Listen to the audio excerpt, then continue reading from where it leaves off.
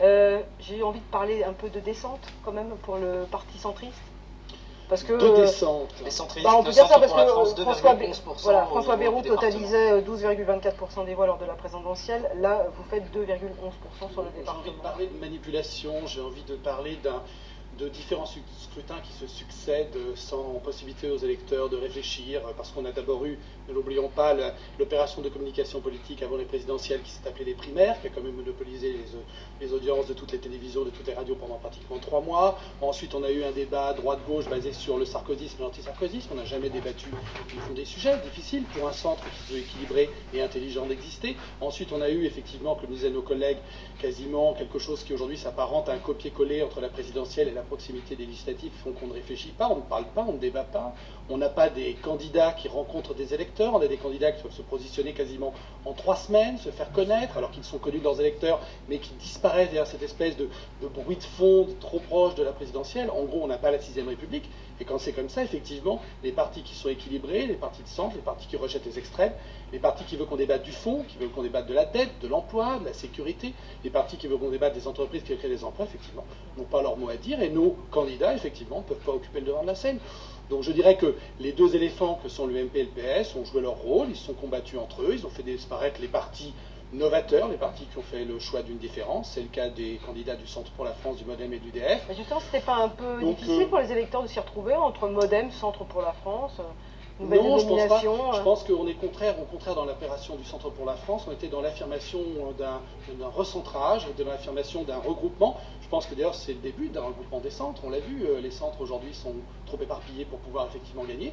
Donc si on veut gagner, il faudra qu'on le fasse ensemble. Nouveau centre aussi, une fusion. Moi j'appelle tous ceux qui sont humanistes, que ce soit l'Alliance centriste effectivement de Jean Arthuis, ceux qui sont au nouveau centre, mais on a également des centristes au PS, on a également des centristes écologistes, ne les oublions pas, on a beaucoup travaillé en l'occurrence avec nos amis écologistes pendant très longtemps. Je pense que le centrisme, c'est un petit peu comme l'écologie quelque part, ça devrait être en toute chose et ça devrait forcément être un parti qui devrait gagner, parce qu'on est tous un peu centristes au fond de nous-mêmes. Vous savez, derrière la volonté des combats politiques liés à l'existence même de la structure de fonctionnement de la Ve République, il y a la volonté de tous les Français, je le pense en tout cas, d'arrêter les clivages et de faire un pacte qui soit gagnant pour la France et pour les habitants, au dehors des clivages qui sont quelque part générés uniquement par le fait qu'il faut qu'il y ait des vainqueurs et des perdants. Donc ça, c'est le centre qui l'incarne. Et je pense qu'il ne peut que gagner. Simplement, c'est un long parcours qui est beaucoup plus compliqué, qui est difficile à tenir quand on est dans un système tel qu'est la Ve République. Et encore une fois, la proximité des législatives et des présidentielles vole complètement le débat. Et j'ai tendance à dire qu'on n'a pas aujourd'hui on ne va pas avoir demain des vainqueurs, on ne va pas avoir des représentants de nos électeurs, on va avoir des représentants ou du président de la République ou de son opposition. Pas du tout des idées. Alors ça, je rejoindrai mes collègues. Pas du tout des idées. Quand avons-nous dans nos différentes circonscriptions, qui peut me dire dans la 8e circonscription des Yvelines ce que pense celui qui demain va gagner? Celle de Montéjon. Qui peut me le dire? Vous savez ce qu'il pense de la dette? Vous savez ce qu'il pense de l'emploi? Non, on a tout oublié. On est que dans la espèce de petite manipulation locale pour avoir des élus en dehors de toute inspiration réelle de nos concitoyens. Moi, je suis assez déçu de cela. Si on regarde justement dans les différentes circonscriptions pour se focaliser sur le département des Yvelines, même Flavien Bazenay, qui est, on va dire, le numéro 2 au MoDem dans le département, il totalise 3,94%, 2038 voix seulement. Même logique, vous l'avez dit vous-même. Est-ce que ce sera forcément difficile pour le MoDem d'exister pendant 5 ans jusqu'à la prochaine élection législative? Est-ce que ça veut dire qu'il faut avoir également des changements en profondeur? Ou c'est uniquement le problème de la proportionnelle, le problème du vote utile, le problème de la participation? Est-ce que vous vous dites qu'il faut aussi une remise en cause? On est toujours en train de se remettre en cause, c'est le concept même du centre. Et puis vous savez, on a un exemple autour de cette table, même si je suis loin de partager ces valeurs. Je me rappelle ce qu'était le Parti communiste, parce qu'après tout, le Front de gauche s'appelait quand même hier majoritairement Parti communiste.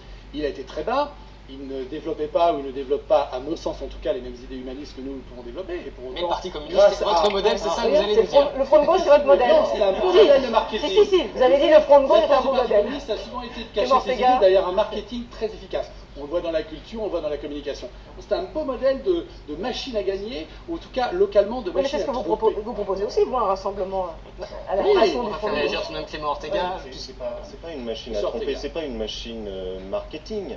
C'est juste qu'à un moment donné, on décide de rassembler le plus de monde possible sur des valeurs, sur un projet. On peut appeler ça marketing si vous avez envie, moi j'appelle ça juste du débat politique. Après, chacun, voilà, j'ai peut-être d'autres références, que vous. C'est quand même du marketing. C'est un bon chemin. C'est pas qu'une question médiatique. Non.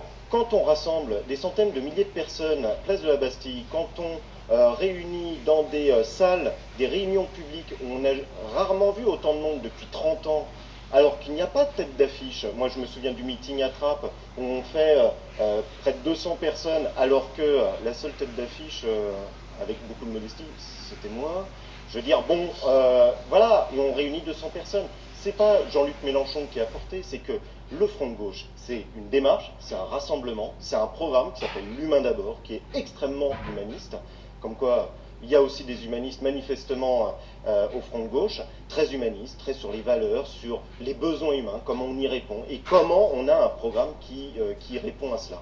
C'est ça le Front de gauche, c'est ça, et le Parti communiste français est en plein dedans. Alors peut-être que ça permet au Parti communiste de porter plus haut ce que nous disions déjà depuis des dizaines d'années, mais oui, ce Front de gauche, c'est uniquement la concrétisation de ce pourquoi je me bats et pourquoi les camarades se battent depuis des années, qui est le rassemblement populaire, pour porter véritablement une nouvelle alternative. Et Laurent Mazoret, vous avez appelé au rassemblement du centre.